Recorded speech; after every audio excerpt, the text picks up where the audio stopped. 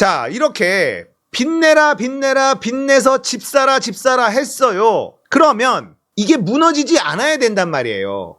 국민들을 망하게 하면서 이걸 떠넘겼단 말이에요. 기업을 살리기 위해서, 건설사 살리고 금융자본 살리기 위해서 빚 좀 내라 했단 말이야. 그러면 부동산이 잘 유지가 돼야 될 거 아닙니까? 그런데 그렇지가 않습니다.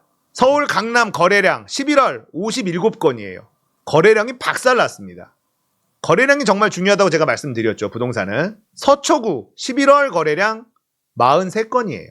일단 강남 3구부터 보는 거예요. 여기 보면 다른 데들도 보이니까. 송파구 62건입니다. 송파구에는요, 헬리오시티도 있고 대단지가 많은데 송파구 거래량이 11월 62건이에요. 거래량이 박살이 났습니다. 서울시, 자, 8월에 3,800건, 9월에 3,300건, 10월에 2,300건으로 줄어들더니 11월에 1,247건입니다. 곤두박질 치고 있어. 12월에 더 떨어집니다. 거래량이 박살나고 있어요. 서울 아파트 거래량을 보면 전국의 거래량까지도 예측이 가능합니다. 부동산이 지금 무너지고 있는 신호가 보이죠? 실제 사례를 보여드릴게요. 도곡 쌍용 예가 최고가 2021년 8월에 23억 4천을 찍었던 게 11월 달에 14억에 매매가 됐습니다. 9억이 넘게 빠졌어요. 9억이 넘게 빠지는 거래가 나오고 있습니다. 자, 너무 비정상적 아니냐라고 생각하실 수 있는데요. 결국은 누군가가 급매로 막 던지고 있다, 못 버티고 있다라는 거고요. 이런 매매가 체결 하나하나가 결국은 사는 사람들 입장에서는 기준선이 돼요. 무너집니다. 아, 이거는 이상거래일 거야. 이렇게는 안 팔어. 누구 맘대로. 누가 18억, 19억에 사겠냐고요. 14억에 팔린 사례가 있는데 기준이 되는 거예요. 레미안 원베일리 84 최고가 45억 9천이었거든요. 38억에 매매됐어요.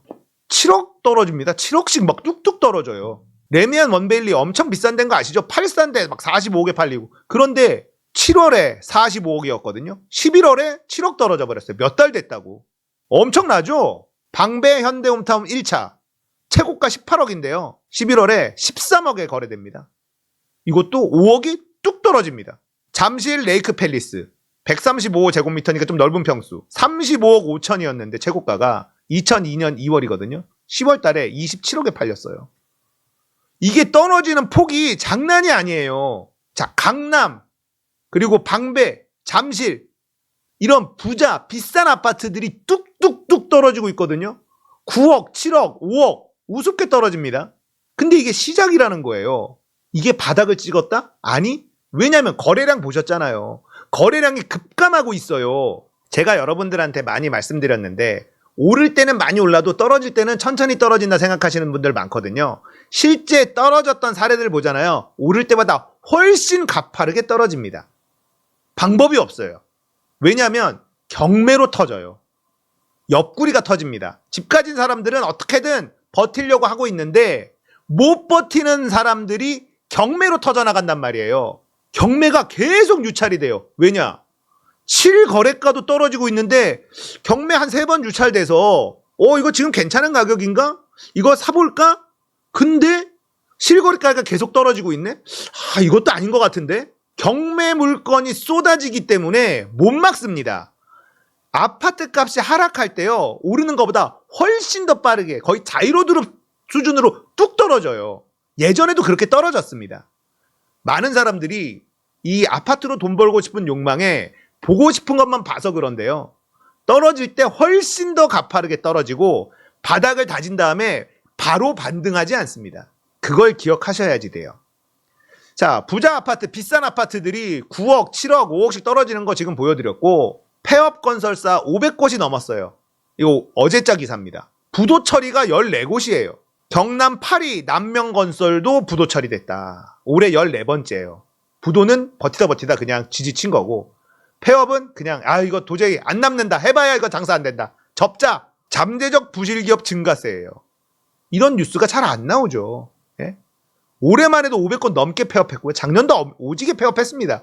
부도 처리가 늘어나는 건 전부 다 이게 뭐냐. 여기가 떠안은 빚이 악성 채무가 되는 거 아닙니까? 이거는 금융사에게 고스란히 부담으로 전가되는 거고요. 이것만 봐도 앞으로 안 좋아지겠다라는 걸 알 수 있죠. 미분양 물량 볼게요. 지금 2023년 10월 미분양 가구 수가 5만 8천 개나 있습니다. 그리고 증가세예요. 해결이 안 돼. 자, 미분양만 문제가 있는 게 아니라요. 제일 큰 문제는 뭐냐? 브릿지론에서 본 PF로 못 넘어간 사업장들이 너무 많다는 거예요.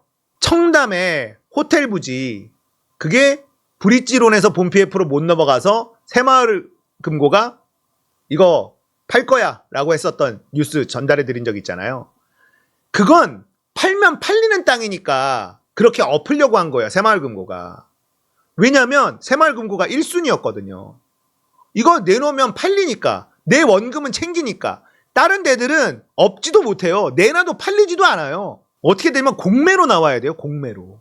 그런데 청담 그 땅은 시세 조금만 욕심 안 내면 팔리니까. 그러니까는 그거 청산하자 이런 얘기가 나오고 그게 뉴스로 막 퍼진 거예요.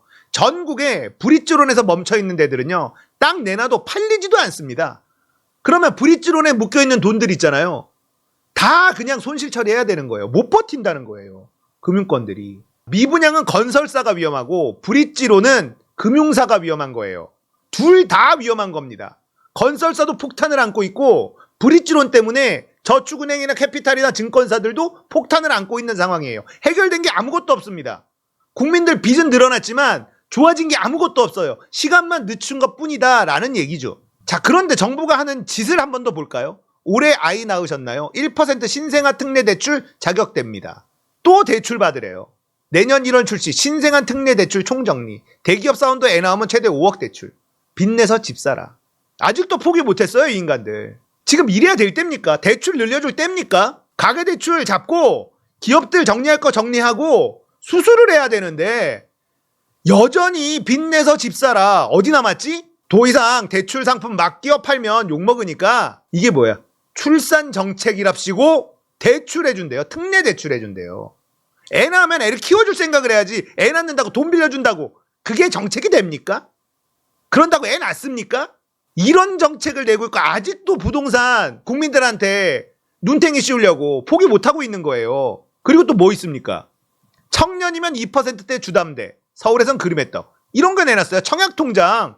청년들 니들 빚내서 집 사라. 이러고 있는 거예요. 연소득 5천만 원 이하 청년 대상으로 연 4.5% 높은 이자를 받을 수 있는 청약통장 출시. 이 통장으로 청약에 당첨이 되면 연 2% 고정금리로 최대 40년 분양가 80%까지 대출 지원해준다. 40년 주담대를 2%대 고정금리로 해줄 테니까 청년들아 청약통장 좀 들어라. 청년들이 청약통장을 다 깨고 있거든. 분양시장으로 안 들어올 생각이거든. 그러니까 이걸로 꼬시는 거예요. 정부가 지금 대가리 쓰고 있는 게 빚내서 집 사라 포기 못하고 있는 거 아닙니까? 이게 나라예요. 이게 윤석열 정부의 경제 정책입니다. 되겠어요? 이래서 망해가고 있잖아요. 정부가 올바른 방향으로 가고 있는 게 아니라는 거 눈에 보이지 않습니까? 이대로 가면 큰일 나요. 뻥뻥 터져 나갑니다. 그런데도 민주당 내 이상한 인간들이 승패를 떠나서 약속을 지켜야 된대요. 친구랑 약속을 했는데 집에 불이 났어. 불 끄지 말고 친구 약속 지켜야 된다. 이 말하는 것과 똑같다. 서수만 박사님의 표현이 정확해요. 이런 상태에서 무슨 약속에 그렇게 목을 맵니까? 불부터 끄고 봐야 될 거 아니에요. 이런 상태에서도 국민들한테 빚을 떠넘겨서 건설자본, 금융자본 망하지 않도록 하려고 온갖 용을 쓰고 있는 꼴 좀 보십시오. 아시겠죠? 이 정부가 어떤 짓을 하고 있는지 정확하게 간파하고 있어야 됩니다. 그래야 우리의 피해를 줄일 수 있고요. 미래를 대비해서 힘을 비축할 수가 있어요. 이런 정책 낸다고 좋다고 받아서 집 사는 사람, 윤석열이 가장 원하는 호구라는 겁니다. 호구가 돼서는 안 되겠죠. 이 정부의 정체를 정확하게 알아야지 되고 이 정부의 경제 정책 방향도 정확하게 알아야 내가 손해보지 않습니다. 기억하셔야지 돼요. 각자 도생의 시대 잘 버텨 나가기 위해선 알아야 됩니다.